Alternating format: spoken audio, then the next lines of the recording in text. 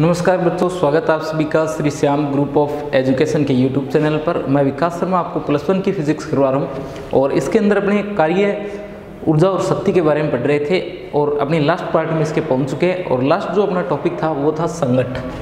ठीक है, संघट के बारे में अपने पढ़ रहे थे। संघट के अंदर मैंने आपको बताया था कि ये दो प्रकार से अपने लिखते हैं। एक तो ये होती है पूर्णतः प्रत्यास्थ और एक होती है पूर्णतः अप्रत्यास्थ टक्कर। तो सबसे पहले देखते हैं पूर्णतः प्रत्यास्थ टक्कर। जो सबसे पहले अपने देख लेते हैं पूर्णतः प्रत्यास्थ संघट। पूर्णतः प्रत्यास्थ संघट, ठीक है। सबसे पहले अपने देखते हैं पूर्णतः प्रत्यास्थ संघट। देखिए, इस प्रकार की जो संघट या टक्कर होती है, इसमें क्या होता है, जो पूर्णतः प्रत्यास्थ टक्कर होती है, इसमें जो दो कण गति कर रहे होते हैं, उनके टकराने के बाद में उनकी गतिज ऊर्जा सेम वही रहती है जो पहले थी और संवेग भी सेम वही रहता है जो पहले था। यानी इस प्रकार की टक्कर में गतिज ऊर्जा और संवेग दोनों क्या रहते हैं, संरक्षित रहते हैं। जो हमारे पास में पूर्णतः प्रत्यास्थ टक्कर होती है, इसमें संवेग तथा गतिज ऊर्जा दोनों क्या रहते हैं, संरक्षित रहते हैं। ठीक है, तो इस प्रकार की टक्कर में संवेग और गतिज ऊर्जा दोनों क्या रहते हैं, सेम रहते हैं या संरक्षित रहते हैं। उसे कहा जाता है पूर्णतः प्रत्यास्थ टक्कर। इस प्रकार की टक्कर जो है वो किनके मध्य होती है, इस प्रकार की टक्कर जो है वो परमाणुीय तथा नाभिकीय मूल कणों के बीच में होती है। जो परमाणुीय और नाभिकीय कण होते हैं उनके बीच में, जो मूल कण होते हैं उनके बीच में जो टक्कर होती है वो किस प्रकार की होती है, पूर्णतः प्रत्यास्थ टक्कर होती है। अब अपने मान लेते हैं कि हमारे पास में m1 द्रव्यमान का कण है जिसका द्रव्यमान कितना है, m1 है, और वेग कितना है, u1 है। ठीक है, m1 द्रव्यमान का कण है जिसका वेग कितना है, u1 है। ये एक दूसरे कण से जाकर के टकराता है जिसका द्रव्यमान m2 है और वेग कितना है, u2 है। टकराने के बाद में क्या होता है, टकराने के बाद में जो m1 द्रव्यमान का कण है उसका वेग v1 हो जाता है और जो m2 द्रव्यमान का कण है उसका वेग v2 हो जाता है। तो इस प्रकार की टक्कर के अंदर अपने संवेग संरक्षण का जो नियम है, संवेग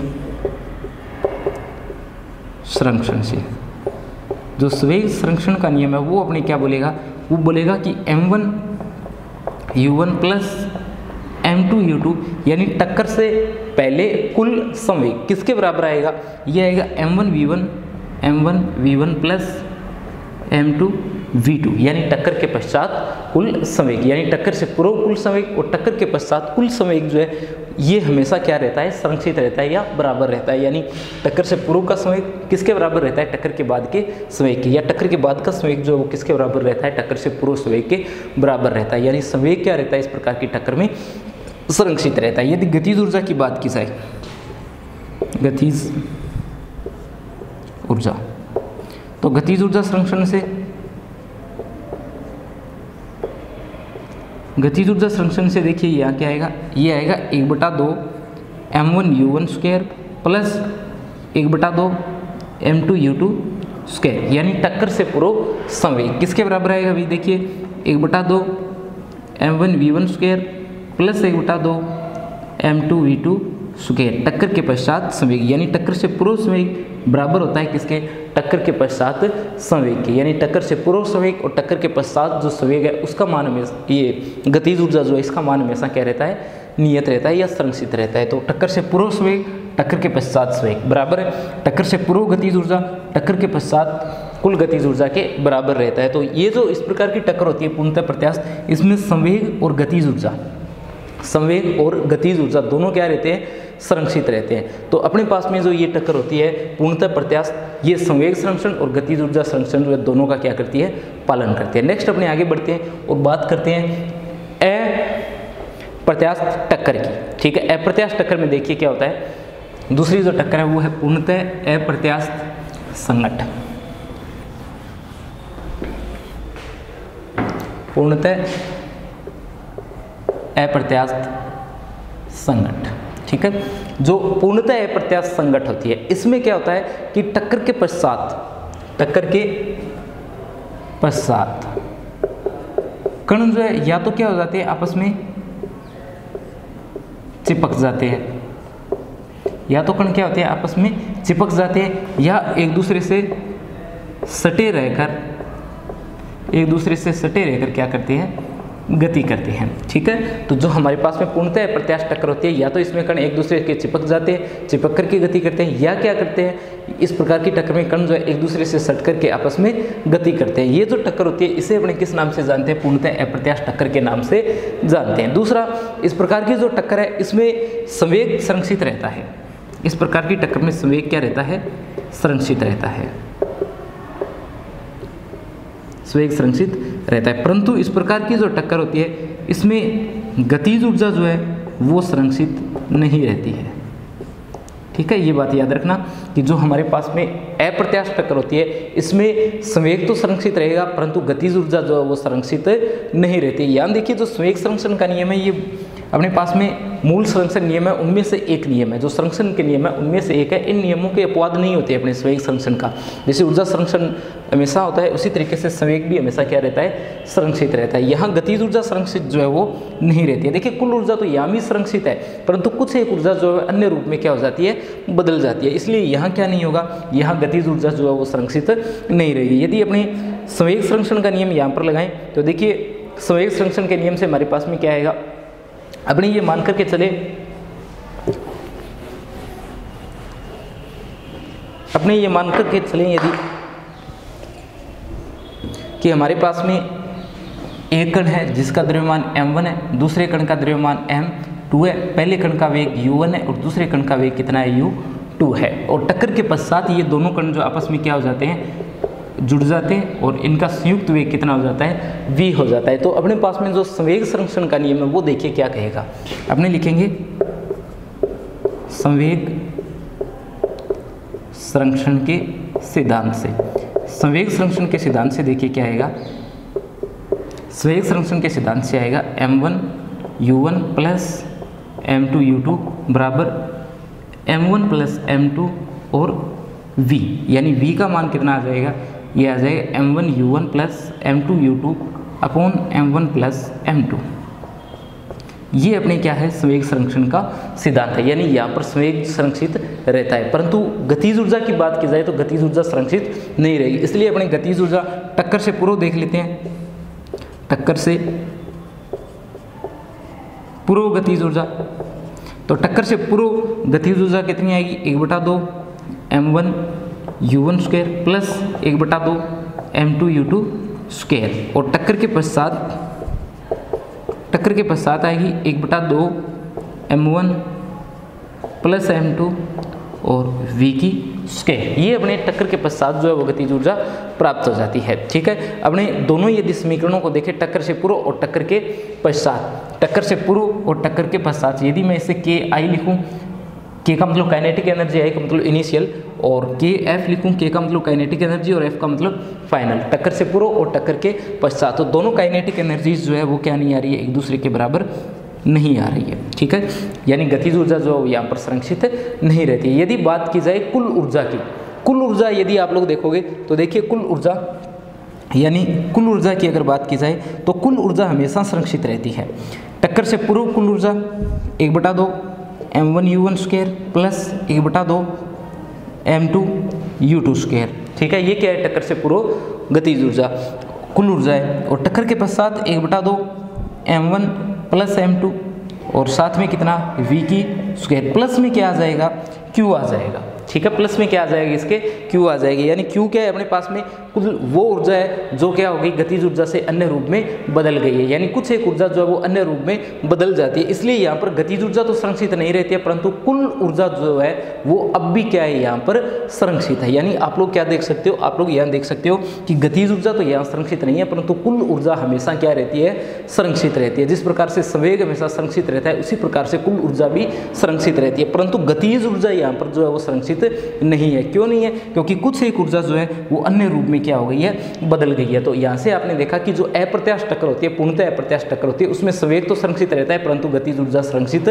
नहीं रहती। यानी टक्कर जो है उसे अपने दो भागों में बांट लिया, एक पूर्णतः प्रत्यास्थ और एक पूर्णतः अप्रत्यास्थ। प्रत्यास्थ टक्कर में तो क्या होता है, संवेग और गतिज ऊर्जा दोनों संरक्षित रहते हैं, परंतु जो हमारे पास में अप्रत्यास्थ टक्कर होती है इसमें सिर्फ और सिर्फ संवेग संरक्षित रहता है, गतिज ऊर्जा संरक्षित नहीं रहती है। ठीक है, नेक्स्ट टॉपिक की ओर अपने बढ़ते हैं। नेक्स्ट अपना टॉपिक है एक विमीय प्रत्यास्थ सम्मुख टक्कर या सम्मुख प्रत्यास्थ टक्कर।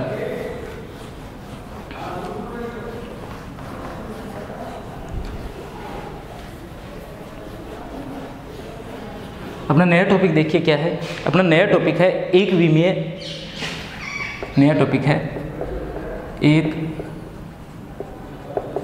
विमीय प्रत्यास्थ सम्मुख टक्कर, या आप ये भी बोल सकते हो एक विमीय सम्मुख प्रत्यास्थ टक्कर। ठीक है, एक विमीय सम्मुख प्रत्यास्थ टक्कर। तो हमारे पास में जो इस प्रकार की टक्कर होती है, इसमें देखिए क्या होगा, जो इस प्रकार की टक्कर होती है एक विमीय सम्मुख प्रत्यास्थ टक्कर, इसमें क्या होता है, अपने पास में दो पिंड होते हैं। जैसे अपने पास में एक पिंड m1 है जिसका वेग कितना है u1 है, और ये आगे जाकर के टकराएगा किससे, एक ऐसे पिंड से टकराएगा जिसका द्रव्यमान m2 है और वेग कितना है u2 है। यानी अपने पास में दो पिंड है, ये जो पिंड है m1 इसका द्रव्यमान कितना है m1 है, वेग कितना है u1 है। ये जाकर के टकराता है एक ऐसे पिंड से जिसका द्रव्यमान m2 है और वेग कितना है u2 है। और इसके बाद में जो द्रव्यमान m1 है इसका वेग v1 हो जाएगा, और जो द्रव्यमान m2 है इसका वेग कितना हो जाएगा v2 हो जाएगा। ठीक है, तो ये अपने पास में दो कण है। यदि यहाँ पर अपने लागू किया जाए संवेग संरक्षण का नियम, तो संवेग संरक्षण का नियम देखिए अपने यहाँ पर किस तरीके से लागू करेंगे। संवेग संरक्षण का नियम हमको यहाँ पर बताएगा कि m1u1 प्लस m2u2 बराबर आएगा किसके, m1v1 प्लस m2v2 के। ये हमने कहाँ से लिखा है, ये लिखा है संवेग संरक्षण से। ये कहाँ से लिखा है हम लोगों ने, संवेग संरक्षण से लिखा है m1u1 प्लस m2u2 बराबर m1v1 प्लस m2v2। ठीक है, ये जो लाइन लिख दी हम लोगों ने कहाँ से लिख दिया, संवेग संरक्षण से लिख दिया। इसके बाद यदि अपने गतिज ऊर्जा संरक्षण का नियम यहाँ लागू करें, गतिज ऊर्जा संरक्षण, तो देखिए क्या आएगा, समीकरण नंबर 1 है ये, तो आएगा 1/2 m1u1 square plus 1/2 m2u2 square बराबर 1/2 m1v1 स्क्वायर प्लस 1/2 m2v2 और इसकी स्क्वायर। ये अपने पास में क्या आ जाता है, संवेग संरक्षण और गतिज ऊर्जा संरक्षण से समीकरणें प्राप्त हो जाती है। समीकरण 1 और 2 को अपने अन्य रूप में देखिए किस प्रकार से लिख सकते हैं। समीकरण 1 और 2 को, तो समीकरण 1 से, समीकरण 1 से, समीकरण 1 को देखिए आप लोग। समीकरण 1 जो है, समीकरण 1 में अपने क्या करते हैं, ये जो m1u1 है और ये जो m1v1 है इन्हें एक तरफ रखते हैं, यानी इस साइड ले जाते हैं इसे, तो ये बनेगा m1 कॉमन u1 माइनस का v1। देखिए इस m1 v1 को इस साइड यदि लेकर के आएंगे तो m1 कॉमन आएगा, ये बनेगा u1 माइनस का v1 बराबर, देखिए बराबर क्या आएगा m2 और v2 तो कॉमन माइनस का, ये आगे पहुंच करके कितना बनेगा u2 बनेगा, और समीकरण नंबर कितनी आ जाएगी आपके पास में 3 आ जाएगी। फिर देखिए समीकरण 2 से, समीकरण 2 से, समीकरण 2 से देखिए आप लोग क्या लिख सकते हो, समीकरण 2 से, ये समीकरण 2 है। देखिए इसमें 1/2 तो पूरी लाइन से कैंसिल हो रहा है, 1/2 पूरी लाइन में आ रहा है, और यहाँ m1 और ये m1, तो इसके जैसा ये बनेगा m1u1 स्क्वायर माइनस का v1 स्क्वायर, ये इस तरफ आ जाएगा, और ये बनेगा m2, और इसे क्या लिख सकते हो, इसे लिख सकते हो v2 स्क्वायर माइनस का u2 स्क्वायर। और थोड़ा आगे सोल्व करेंगे यदि इसे, तो ये लिख सकते हो m1u1 plus v1 u1 minus v1 बराबर m2 v2 माइनस u2 और v2 प्लस u2, और समीकरण नंबर कितनी आ जाएगी, 4 आ जाएगी। समीकरण 3 में समीकरण 4 का आपने क्या दे देंगे, भाग दे देंगे। समीकरण 3 डिवाइड कर देंगे इसे किसे, समीकरण 4 से, या समीकरण 4 को भाग दे देते हैं, समीकरण 4 को समीकरण 3 से भाग दे देंगे।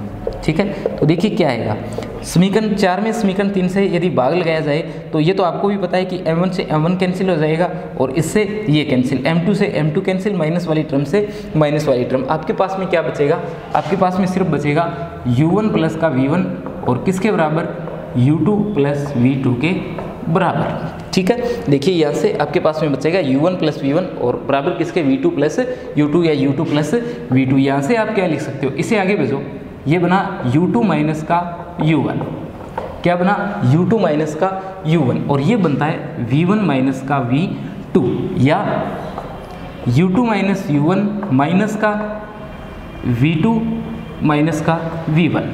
ठीक है, माइनस कॉमन ले ले तो ये माइनस का बन जाएगा और ये किसका बन जाएगा, प्लस का बन जाएगा, और समीकरण नंबर कितनी आ जाएगी, 5 आ जाएगी। यानी अपेक्षिक वेग जो है, अपेक्षिक वेग जो है वो क्या आ रहे हैं, एक दूसरे के बराबर और विपरीत आ रहे हैं। यानी पूर्णतः प्रत्यास्थ टक्कर में अपेक्षिक वेग जो है वो परिमाण में क्या रहते हैं, अपरिवर्तित रहते हैं, परंतु दिशा जो है उनकी वो क्या हो जाती है, बदल जाती है। ऐसा किसमें हो रहा है, अपने जो प्रत्यास्थ टक्कर है इसमें हो रहा है। ठीक है, यानी ये जो अपनी टक्कर है इसके अंदर आप लोग क्या देख सकते हो, इसके अंदर आप लोग देख सकते हो कि जो अपेक्षिक वेग है, अपेक्षिक वेग एक का दूसरे के सापेक्ष, तो वो क्या है, u2 माइनस u1 किसके बराबर है, v2 माइनस v1 के बराबर आ रहा है, परिमाण में बराबर है, परंतु यहाँ माइनस साथ में आ रहा है, मतलब दिशा में क्या है, विपरीत है। यानी दिशा में तो उत्क्रमित हो जाएगा, परंतु परिमाण में क्या रहेगा, अपेक्षिक वेग बराबर रहेगा। ठीक है, अपने समीकरणों को हल करके क्या कर सकते हैं, v1 और v2 जो है उनके मान ज्ञात कर सकते हैं। v1 और v2 के मान हम लोग क्या कर सकते हैं, ज्ञात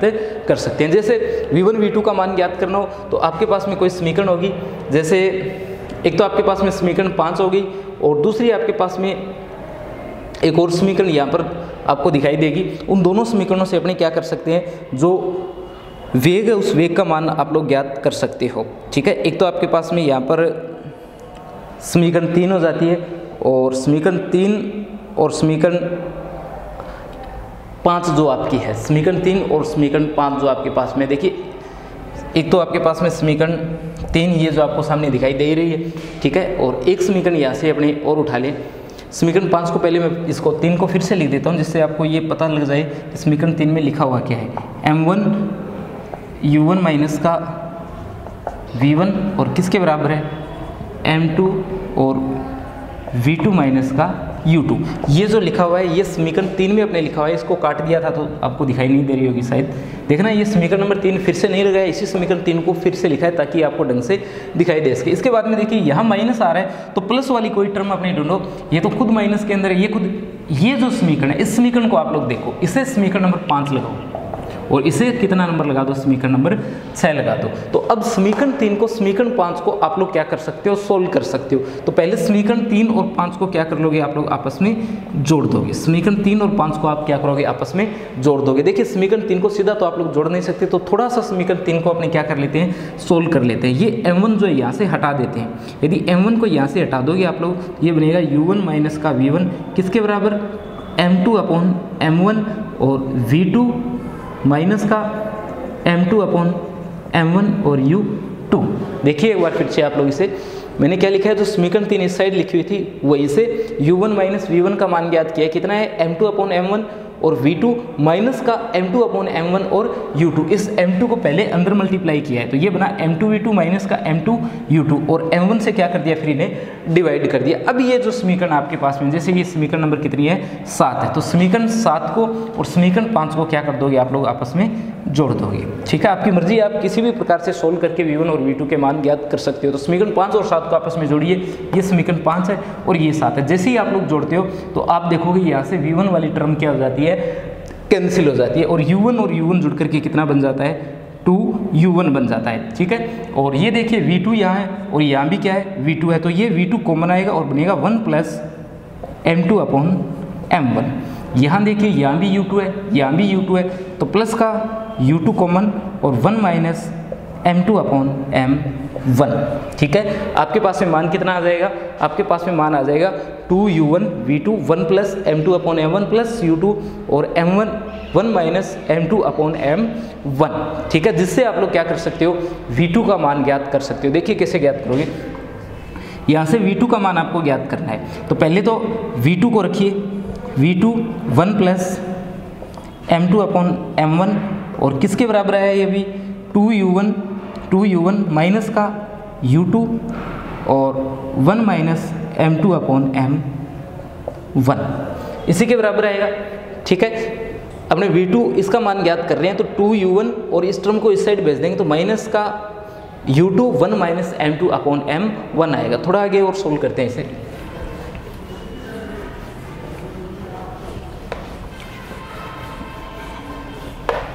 अपने को v2 का मान ज्ञात करना है, v2 का मान ज्ञात करना है, तो देखिए v2 किसके बराबर आएगा, v2 बराबर आएगा 2u1 के अपोन में कितना, अपोन में 1 plus m2 upon m1 minus का u2 और 1 प्लस 1 माइनस अभी 1 माइनस m2 अपॉन m1 ये टर्म, और अपॉन में कितना, अपॉन में 1 प्लस m2 अपॉन m1, यानी ये जो टर्म है इसे क्या कर दिया है, पूरी समीकरण को डिवाइड कर दिया है। ठीक है, जिससे देखिए आपके पास में क्या आएगा, आपके पास में आएगा v2 इक्वल, यहाँ एलसीएम आ जाता है m1 एलसीएम आएगा जो ऊपर चला जाएगा, ये बनेगा 2u1 m1 और m1 प्लस m2। ठीक है, क्या बना 2u1 m1 प्लस m2, समझना यहाँ पर m1 आपका एलसीएम आया, तो m1 एलसीएम है तो यहाँ m1 से m1 कैंसिल, तो m2, तो ये बना m1 प्लस m2, एलसीएम जो आ रहा था वो ऊपर चला जाएगा। ठीक है, माइनस का u2 और यहाँ एलसीएम कौन आ रहा है, m1 आ रहा है, तो ये बना m1 माइनस का m2, अपॉन में देखिए, अपॉन में m1 एलसीएम और ये बन रहा है m1 प्लस m2, m1 से m1 क्या हो जाता है, निरस्त हो जाता है। आपके पास में समीकरण बनती है v2 इक्वल 2u1 m1 बटा m1 प्लस m2। ठीक है, और माइनस का u2 m1 minus m2 upon m1 plus m2, ये समीकरण आपके पास में बन जाती है। ठीक है, इसे यदि आप लोग प्लस के रूप में लिखना चाहो तो प्लस के रूप में देखिए आप लोग कैसे लिखोगे, आप लोग लिखोगे v2 बराबर 2u1 m1 प्लस m2 और प्लस का u2, यानी माइनस से अंदर मल्टीप्लाई कर दिया तो m1 माइनस का ये m2 माइनस का m1, माइनस को जब अंदर मल्टीप्लाई कर दोगे तो ये माइनस का बन जाएगा और ये प्लस का बन जाएगा, अपॉन में कितना m1 प्लस m2, ये अपने पास में क्या आ जाता है, v1 का मान आ जाता है। कोई समीकरण नंबर आप लोग इसे लगा देना, जैसे अभी कोई नहीं है तो मैं समीकरण नंबर 8 इसे लगा देता हूँ। ठीक है, तो v2 इक्वल कितना आ गया, 2m1u1 upon m1 plus m2 plus का m2 minus m1 upon m1 plus m2 और साथ में कितना लिखा हुआ है, u2 लिखा हुआ है। इसी प्रकार से अपने क्या कर सकते हैं, v2 का मान रख करके इन समीकरणों में, जैसे किसी भी समीकरण में आप लोग क्या करोगे, v2 का मान रख दोगे। जैसे अपने पास में ये समीकरण 6 या समीकरण 5 है, इन दोनों में से किसी में एक में आप लोग क्या करोगे, v2 का मान रख दोगे और v1 का मान जो है वो ज्ञात कर लोगे। तो v1 का मान देखिए क्या आएगा, v1 का मान जब ज्ञात करोगे तो जहाँ 1 आ रहा है वहाँ 2 आ जाएगा, जहाँ 2 आ रहा है वहाँ 1 आ जाएगा, तो यहाँ 1 आएगा और यहाँ 2 आएगा, इन दोनों की जगह 2 आएगा, अपॉन में m1 प्लस m2 ही रह जाएगा। क्यों, क्योंकि आपने लिखा m2 प्लस m1, कोई फ़र्क ही नहीं पड़ेगा, प्लस अपनी जगह 2 की जगह 1 और ये आ जाएगा m1 minus m2 upon m1 plus m2 और ये आ जाएगी समीकरण नंबर 9। ठीक है, यानी v1 का मान कितना आ जाएगा, v1 का मान आ जाएगा 2m2u2 upon m1 plus m2 plus u1 और m1 minus m2 upon m1 plus m2। ये हमारे पास में किनके मान है, ये हमारे पास में v1 और v2 के मान है। जो इस प्रकार की टक्कर है इसके अंदर v1 और v2 के मान अपने पास में प्राप्त हो जाते हैं। अब देखिए यहाँ पर यदि आप लोग स्पेशल केस लगाना चाहो, यदि अपने कुछ स्पेशल केस की यहाँ पर बात करें तो स्पेशल केस किस प्रकार से आपको प्राप्त हो सकते हैं। एक तो इसके अंदर आपको ध्यान रखना होगा, फर्स्ट स्पेशल केस जो आएगा उसके अंदर केस फर्स्ट में देखिए, यदि आपके पास में m1 और m2 क्या हो, बराबर हो, और किसके बराबर हो, m के बराबर हो, यानी m1 और m2 किसके बराबर हो, यदि m के बराबर हो तो क्या होगा। यदि ऐसा यहाँ होता है तो देखिए m1 और m2 बराबर है, इसका मतलब ये टर्म 0 और ये टर्म भी क्या हो जाती है, यहाँ से 0, ये 0 और ये भी 0, ये टर्म बचती है, तो ये बना 2u1 m1 upon m1 plus m2, तो m1 m2 तो बराबर है, तो m1 प्लस m1 कितना m1, 2m1, कितना बना 2m1 बना, 2 से 2 कैंसिल और m1 से m1 कैंसिल, तो v2 किसके बराबर आ गया, v2 बराबर आ जाता है vu1 के। v2 किसके बराबर आ गया, v2 बराबर आ गया u1 के। और यहाँ देखिए ये टर्म तो कैंसिल, यहाँ m2 और m1 बराबर है, मतलब m2 प्लस m2 2m2, तो m2 से m2 कैंसिल, 2 से 2 कैंसिल, v1 किसके बराबर आ गया, u2 के बराबर आ गया, v1 किसके बराबर आ गया, u2 के बराबर आ गया। यहाँ आपने क्या देखा, यहाँ आप लोगों ने देखा कि जब दोनों कणों के द्रव्यमान बराबर होते हैं और उनके मध्य किस प्रकार की टक्कर होती है, सम्मुख प्रत्यास्थ टक्कर होती है एक भी में, तो कणों के वेग आपस में बदल जाते हैं। जिसका वेग u1 है उसका v2 हो जाता है और जिसका u2 वेग है उसका v1 वेग हो जाता है, यानी कणों के वेग जो है वो आपस में क्या हो जाते हैं, बदल जाते हैं। ठीक है, देखिए आगे इसमें आप लोगों को ये भी ध्यान रखना है कि यदि दोनों में से किसी एक कण का वेग कितना होता है, 0 जीरो होता, जैसे U2 का वेग कितना होता है यदि जीरो होता, यदि U2 जीरो होता तो अब V1 क्या हो जाता, जीरो हो जाता, मतलब दूसरा कण रुका हुआ होता, पहला कण आकर के टकराता तो दूसरा कण गति करने लगता और पहला कण क्या हो जाता, रुक जाता। ये अपने ये कंडीशन जो है वो बता रही है। सेकंड केस के अंदर देखिए अपने इसमें क्या करेंगे, सेकंड केस के अंदर अपने ये मान करके चलेंगे कि जो दूसरा कण है वो टक्कर से पूर्व कौन सी अवस्था में है, विराम अवस्था में है। ठीक है, जो दूसरा कण है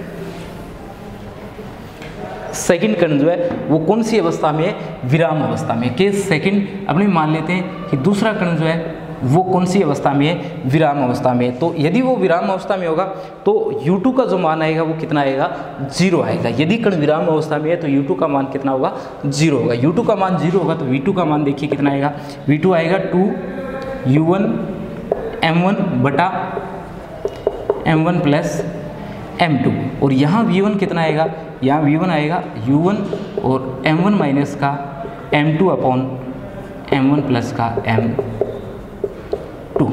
ये आपके पास में नए मान प्राप्त हो जाते हैं समीकरण 10 और 11। ठीक है, समीकरण 10 और 11 के अंदर आपके पास में नए मान जो है वो प्राप्त हो जाते हैं। यदि दोनों कणों के द्रव्यमान बराबर हो तो ये कंडीशन अपने पहले ही पढ़ चुके हैं।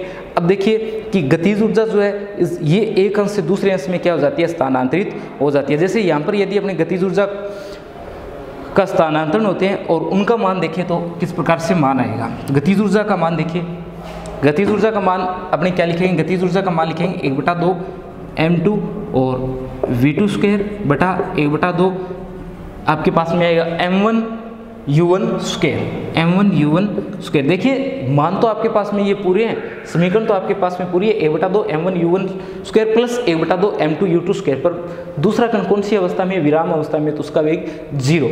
और यहाँ भी पूरी लिखी हुई है 1/2 M1 V1 square plus 1/2 M2 V2 square, परंतु ये जो टक्कर होती है इसमें पहला कण दूसरे कण के वेग से और दूसरा कण पहले कण के वेग से गति करता है। अगर दूसरा रुका हुआ है तो टक्कर के पश्चात पहला कण जो है वो क्या हो जाएगा, रुक जाएगा। अगर रुक जाएगा तो उसकी गतिज ऊर्जा कितनी हो जाएगी, जीरो हो जाएगी। ये बात अपने यहाँ पर इसमें लागू कर रखी है। ठीक है, अब देखिए अपने यहाँ पर क्या कर सकते हैं, अपने V2 स्क्वायर का मान रख सकते हैं, ये मान यहाँ रख सकते हैं। यदि ये मान आप लोग रखते हो तो देखिए क्या आएगा, एक तो आप लोग जब इसे सोल्व करोगे तो आपके पास में मान देखिए क्या आएगा, आएगा 1/2 M2 V2 की स्क्वायर करनी है आपको, तो ये V2 है, इसकी स्क्वायर होगी 4U1 स्क्वायर M1 स्क्वायर बटा M1 प्लस M2 की होल स्क्वायर, ये बनेगा। और ये बना हुआ है आपके पास में 1/2 M1 U1 स्क्वायर, ये टर्म जो है अपने पास में बनी हुई है। ठीक है, इसे आप लोग थोड़ा सोल्व कर लेना, और सोल्व करने के बाद में देखिए आपके पास में मान क्या आएगा, सोल्व करने के बाद में आपके पास में मान आएगा 4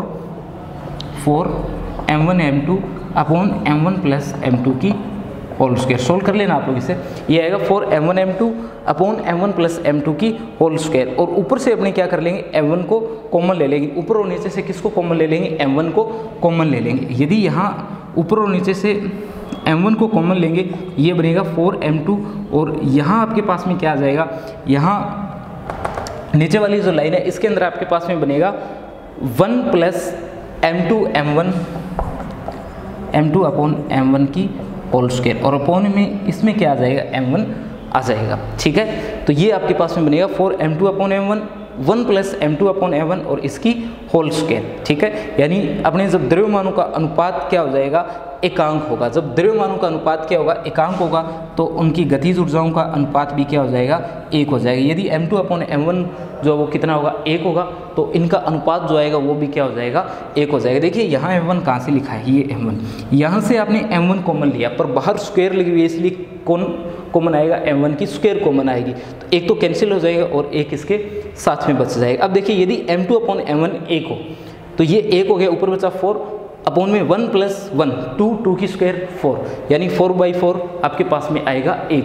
यदि उनके द्रव्यमानों का अनुपात कितना हो, M2 अपॉन M1 का 1 हो, तो इस प्रकार की जो टक्कर है उसमें गतिज ऊर्जा जो है वो भी क्या हो जाती है, एकांक हो जाती है। ठीक है, एक दो केस इसमें और आते हैं, जैसे अपने यदि M2 जो है वो द्रव्यमान ज़्यादा हो M1 की तुलना में, तब क्या होगा, और यदि M1 द्रव्यमान ज़्यादा हो किसकी तुलना में, M2 द्रव्यमान की तुलना में, तब क्या होगा।